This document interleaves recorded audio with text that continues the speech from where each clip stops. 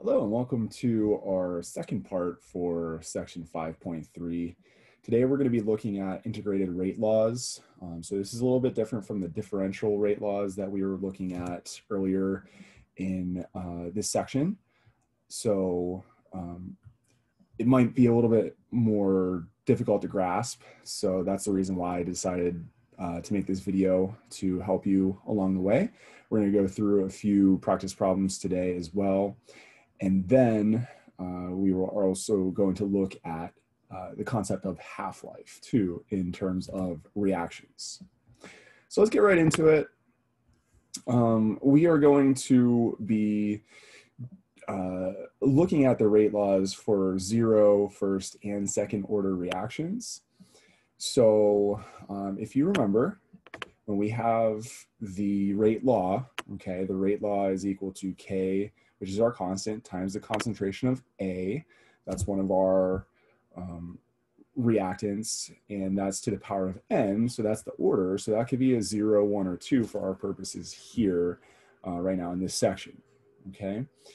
So that is also equal to, a little bit more commonly used would be the difference, right, or the change in, that's what delta means, the concentration of our reactant A over time, okay? And that is going to be negative too, because if a reaction is happening, well, that means that the change in our reactants is going to go down. So we're going to use the example that we did earlier in this section. That's the breakdown of the dinitrogen pentaoxide. And since it is the only reactant, it is the only one that is going to be included in our rate law, okay? We did determine using the differential rate law that it is a first order reaction. So that means that anything that we do to the concentration of our N2O5, it is going to do the same thing to the rate at that given point in time. So we are actually going to integrate our rate law. So let's do that. So for a first order rate law, we are actually going to take what is called the natural logarithm, or the natural log, ln, of the concentration of N2O5, and that is going to be equal to the negative K, our constant, times T time, plus the natural log of N2O5 with a little subscript of 0. So this is the concentration naught, just meaning that that is the initial concentration of N2O5. Okay, so this is the concentration at any given time t. So whatever time it is, maybe 100 seconds, 200 seconds, whatever, this is going to be the concentration of N2O5 at that given point in time, given whatever our starting concentration of N2O5 was. Okay, so this is our rate law as we discussed earlier. And if it is a first order rate law, as we have here, so the N would be equal to 1, it's first order. This is going to be the integrated first order rate law, natural log. So the good thing about the integrated rate law is that it helps us to see the effect that time is going to have on our concentration of our reactants, okay? Given whatever we started with, okay, whatever point in time it is after the reaction has started, we can figure out what the concentration of A is, okay? So that's the thing. If we know time t, we can calculate A. If we know the concentration of A, well, then we can figure out what point in time that is in our reaction, okay? We just need to know what the concentration of our initial reactant was, and also the value of K. So if you notice, this reaction is actually in the form of y is equal to mx plus b, something that I am sure, or at least I hope, that you are very, very familiar with after a few years of high school math, notably algebra. So y is equal to the natural log of a. M, which you should remember is going to be the slope of this line, is negative k. Okay. X is t. And then our b, which is the y-intercept, is the natural log of our initial concentration of A. Okay, so if we were to plot the natural log of A with time, so time is going to be on our x-axis, the natural log of A is going to be on the y-axis, well, it should give us a straight line. And if it is a first order reaction, it is going to give us a straight line. If we plot the natural log of A with t on our x-axis, and it is not a straight line, well, guess what? That is not going to be a first order reaction, okay? So a way of checking up on whether a reaction is first order or not is we can plot, right, our values of the natural log of concentration A over a certain period of time. And if it is a straight line, it's first order. If it's not a straight line, it's not a first order. Okay, and we can also manipulate this to actually express our integrated rate law, or first order integrated rate law, as a ratio of our initial concentration of A, our reactant, over the concentration of A at time t. Okay, this is going to become important a little bit later when we are looking at half-lives. So let's do a little problem here. Okay, so we have a little bit of sample data here for our reaction for the breakdown of N2O5 into NO2 and O2. These two are not going to matter for us now since this is going in one direction, and the only thing that is going to matter for a reaction going in one direction are the reactants. Okay, so we want to figure out what the concentration of N2O5 is going to be at time 150 seconds. So we're going to have to go through this in 3 steps here. We are going to want to verify that this reaction is first order.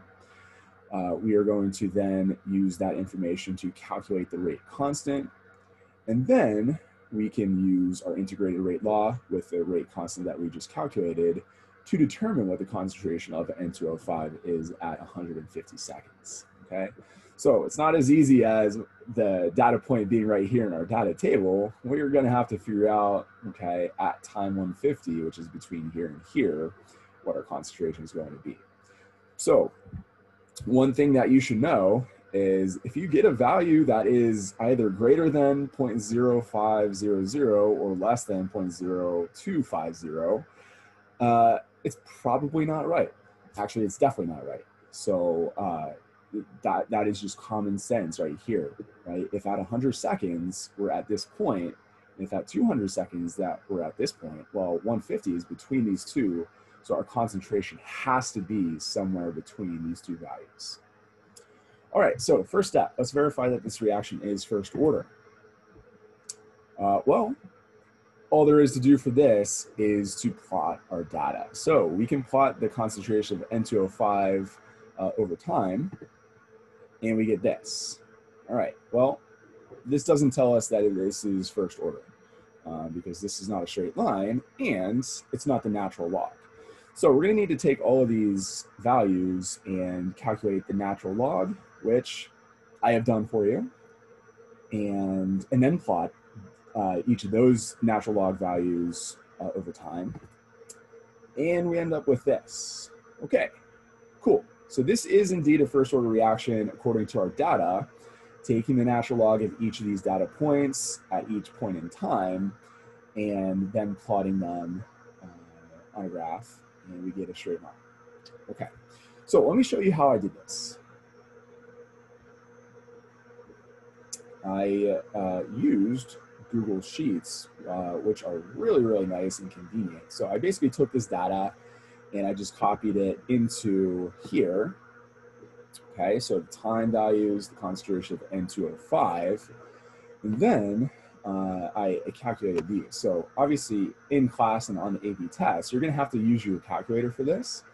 But this is a good useful life skill here to be able to use the data calculations in Google Sheets. So let me show you how it's done.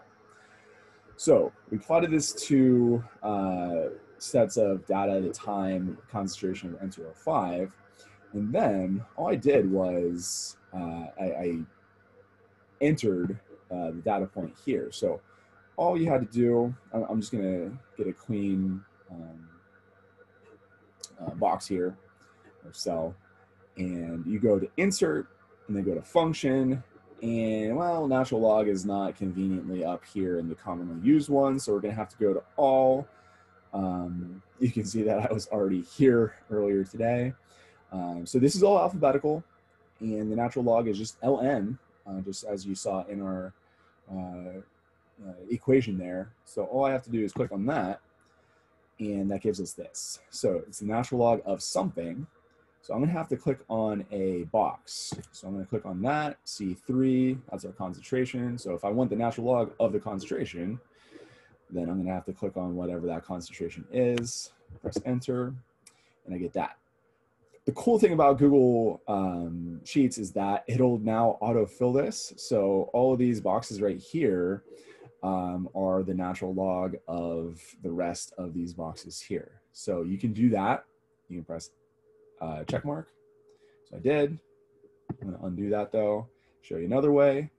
If you look at this box, there's a little square down here. If I press on that square and I hold it and I drag it down here, well, that's going to do the exact same thing that pressing that check mark did for the autofill.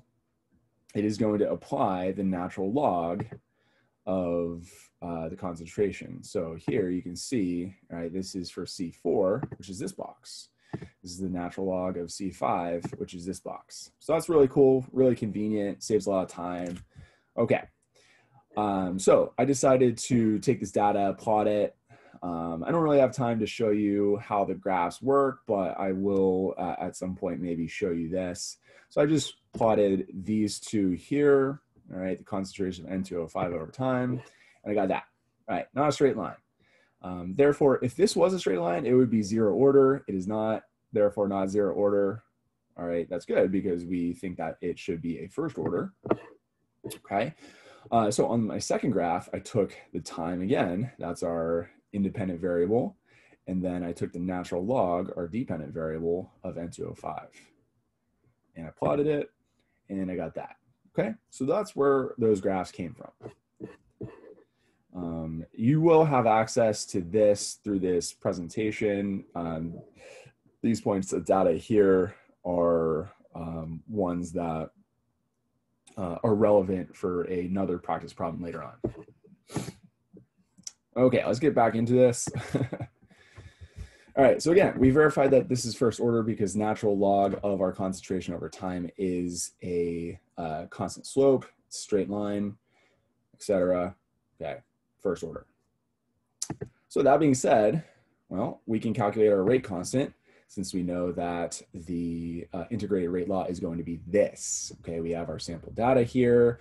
We know what our initial concentration is, so we can take any point here and plug it in and use that to solve for K. So I could do this, I could do this, I could do this. It will all give the same value of K, because remember, slope is constant, therefore K, constant, is going to be the same number.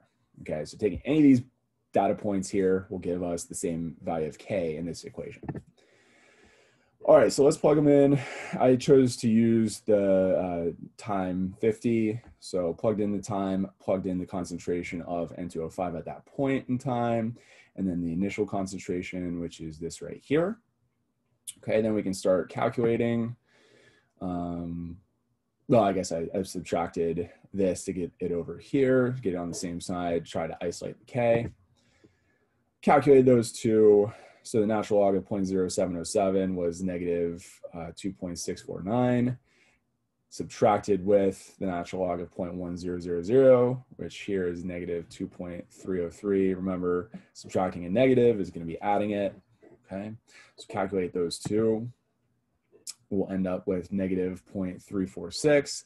I divided both sides by 50 seconds. That's how I got this over here. Also, don't forget about this negative sign. Got to put that over here too. That's this. So since this is the negative number, I included that here, divided by the 50 seconds, and I brought the negative sign over as well. So our value for K is 6.93 times 10 to the negative 3 seconds to the negative 1, or per second. Okay, so calculated it doing that this way using the integrated rate law. Well, we can go a different route. So we can use our natural log data, okay, since this is true. We can figure out what the slope is of our graph that we looked at previously. So I can use the natural log data that I calculated over in the Google Sheets, and I can take any 2 points, right, the change in y, or the change in the natural log of N205 over the change in x, which is just the change in time. Remember, the slope is this right here. It's negative k. So k is not just the slope.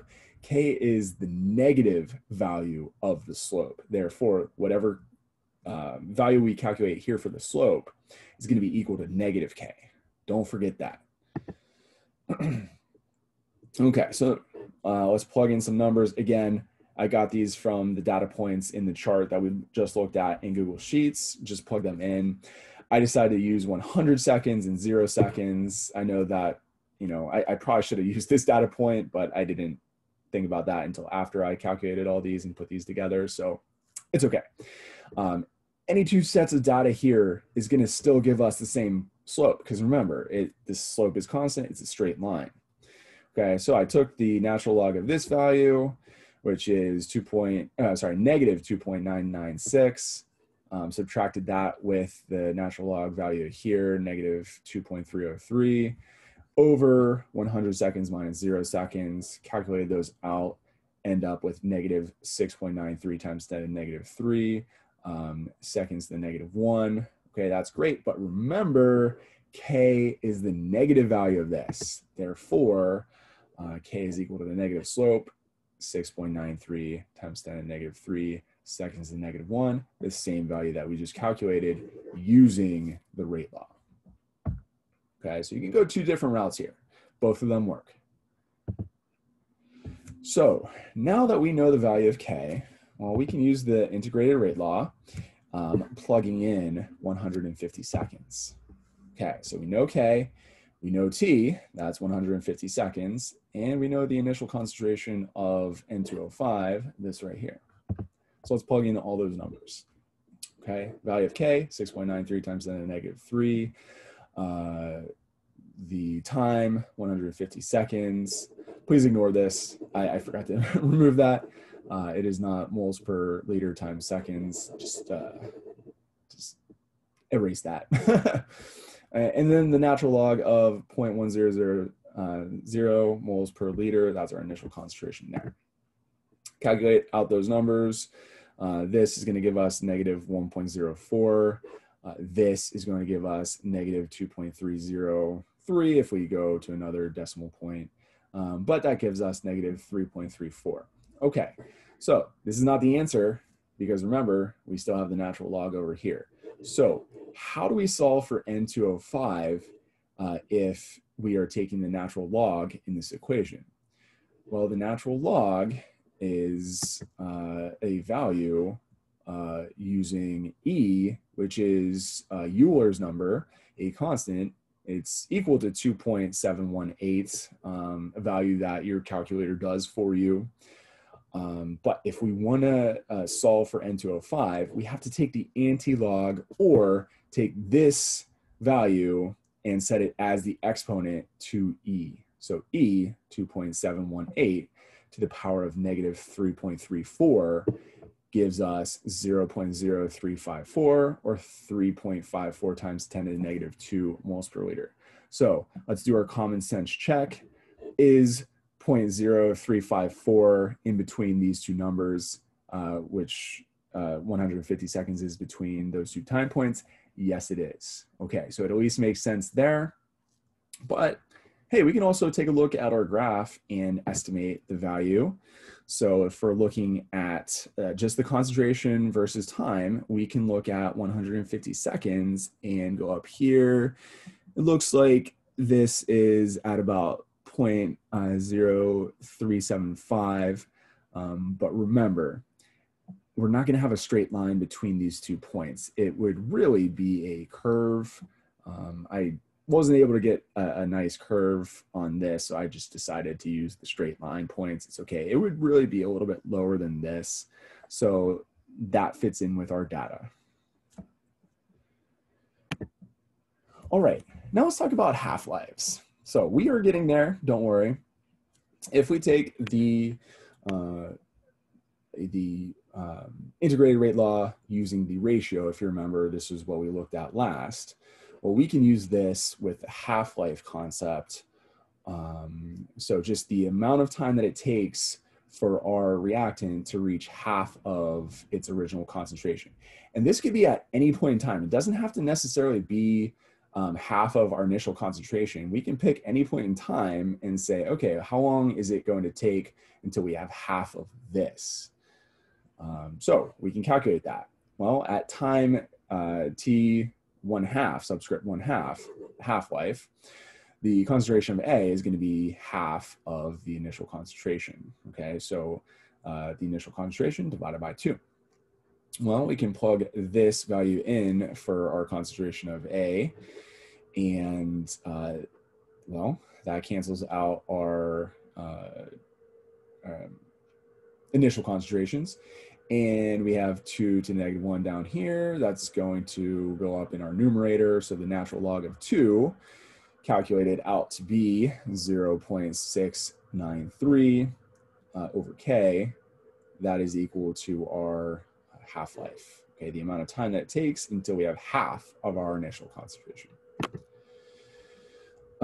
So looking at the data that we had previously, okay, we started off with 0.100. It took us 100 seconds to get to half of that.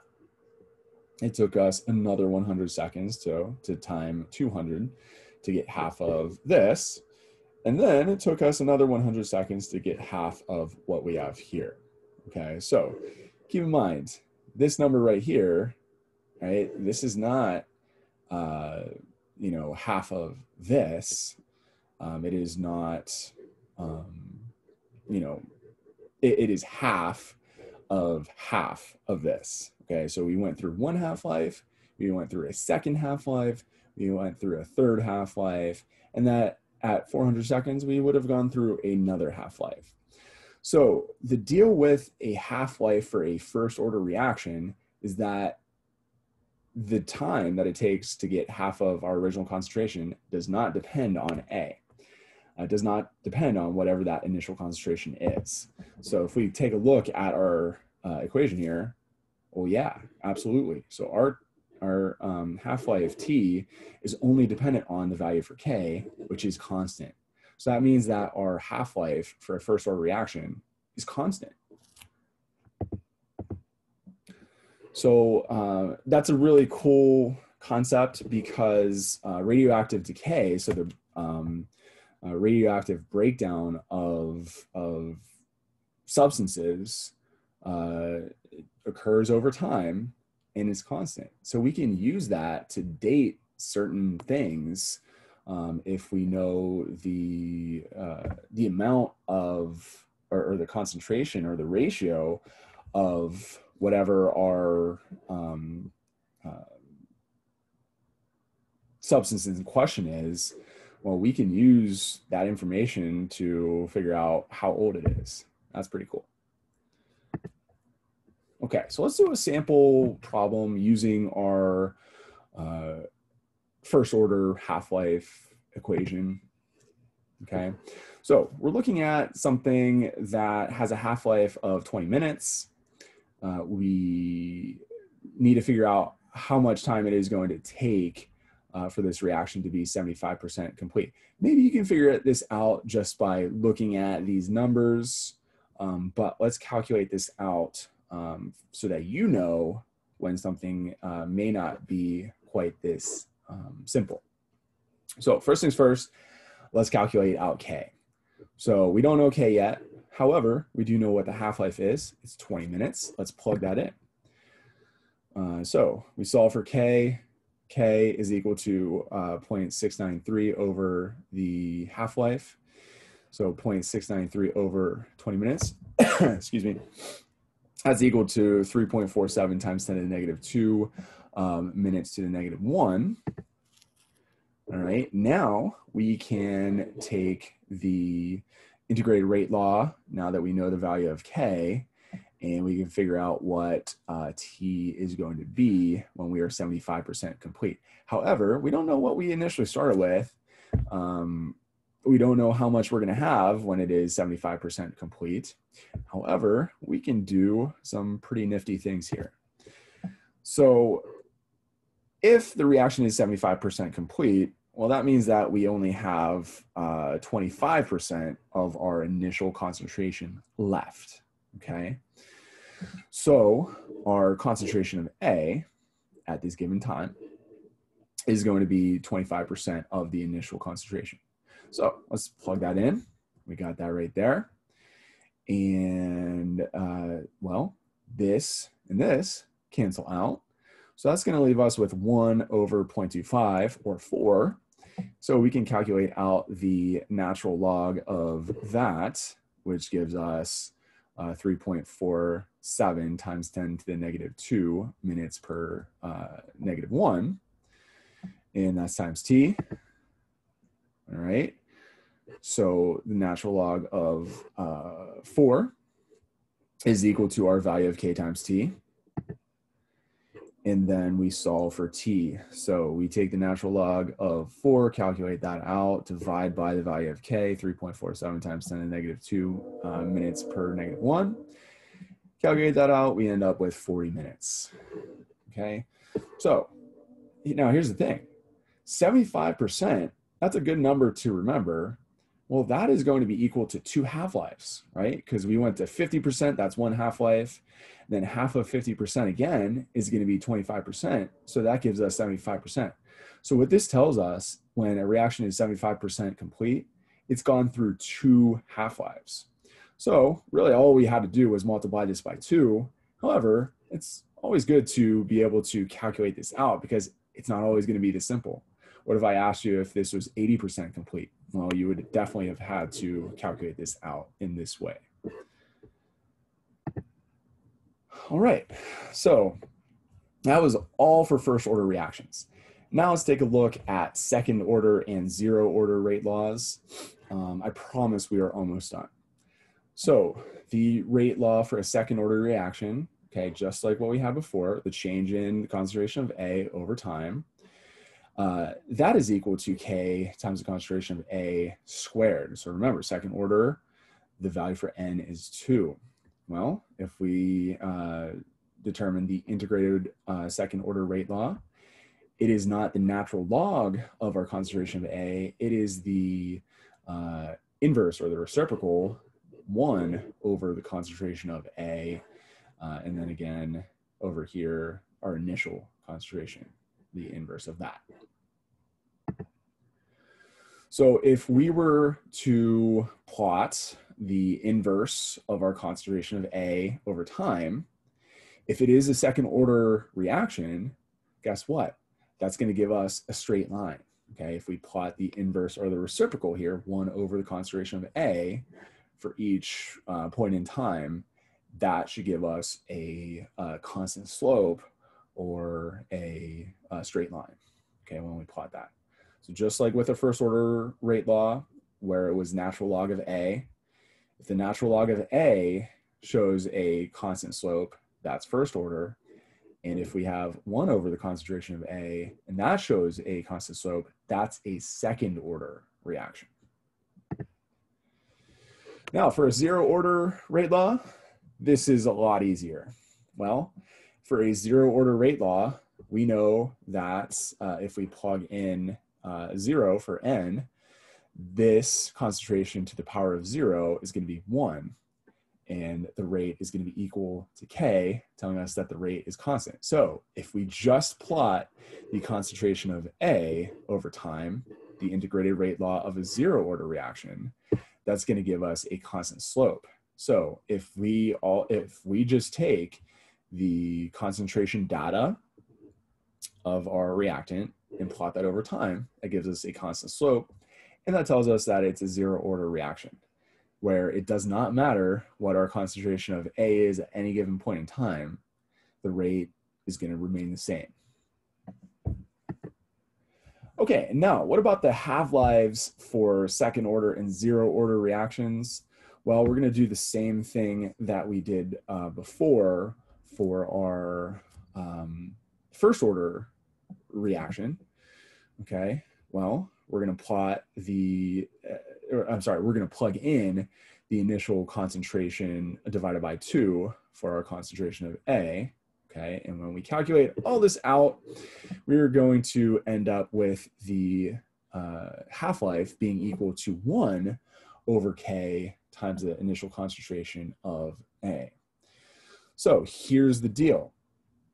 Whatever our initial concentration of A, or our concentration of A at any given point in time, the higher the concentration of A is, the smaller our half-life is going to be. So the more we have, the faster we will have a half-life. Okay, that was a weird phrasing. The more concentration of the reactant that we have, the higher the concentration of the reactant, the shorter the half-life will be. So the more we have, the quicker we will get down to just 50% of it. Okay, if it's a zero order reaction. Now, on the other side, a zero order reaction, again, taking our integrated rate law, plugging in the initial concentration of our reactant over 2 for our concentration of A at any given point in time. Calculate it all out, we end up with our half-life being equal to the concentration of A, excuse me, concentration of A over 2 times K. So this is different from this because now our concentration, our initial concentration of A is in the numerator. So the higher this is, the higher the half-life is going to be. So the more we have, the longer it's going to take us to get down to 50% of this. Okay, so we have an inverse relationship here. We have a direct relationship here. So the higher our initial concentration is, the longer it will take to get 50% of it. The higher the initial concentration is here, the faster we will get to 50% of it. Okay, so those are the half-life order reactions. Sorry, those are the half-life calculations for our zero and second order reactions. All right, so this is a very nice summary of everything that we have talked about so far for our rate laws and integrated rate laws for zero, first, and second order reactions. I highly recommend that you become familiar with this chart. It is super, super helpful for this unit in particular. So I've got one more practice problem for you. Why don't you do this on your own? And you can find the answer key in your book on page, where am I at right here? It is on page 484. It's in section 12.4. And so you can check your work. Highly recommend that you do this problem on your own. So you're going to need to take this data in determining whether it's first or second order and plot this set of data, the natural log set of this data, and the inverse, or 1 over each of these data points, that set of data too for second order. Okay, so do exactly what we did on the previous problem, and then you can check your work in the book. And if you would like to check out the practice problem graphs from the one that we did, plus that sampled problem, you can check this out. But I highly recommend that you try calculating out all of those on your own. So that is the end of this video. This was a very long video. I apologize, but I hope that it has been helpful because this is probably one of the more difficult sections in this unit. So definitely have to make sure that we understand this. If you have any questions, send me an email. We can talk in class whenever I'm back.